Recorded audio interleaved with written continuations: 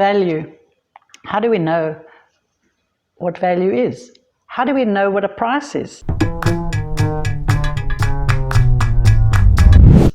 Well, bottom line, a price is what a willing buyer will pay a willing seller, hence price. But how do we get to that point? How do you get to the point of knowing what to ask? How do you get to know the price you should pay, or how do you get to know the price you should ask? Well, one of the main factors of pricing is, of course, comparisons. Know your market. Markets move up, markets move down, but in that there is a supply and demand. If there is an oversupply of properties similar to yours, your price will be less. If there is no supply of a property similar to yours, the prices will go up. If there are more buyers around looking for property, prices will go up. If there are less buyers for property, prices will go down. And this all mixed together is, of course, what creates the ultimate being the price.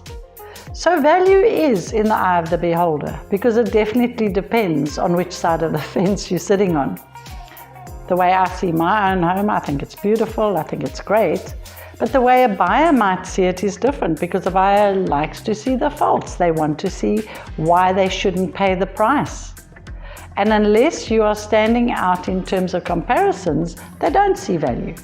And of course, sellers, we see our home is the best. We actually want to also add in our move-on costs. We look at the blood, sweat and tears we put into the property and we add that as a value. Then of course the bank looks at it and says, oh, well, we're only interested in how much they can get if they auction the property. And then of course how the taxman sees our house. I mean, when the taxman's involved, he sees it as a castle.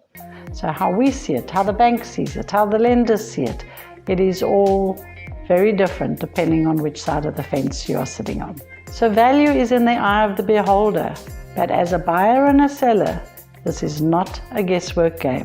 You need to go out, do a little bit of homework, speak to the professionals, get your valuations and view a number of properties.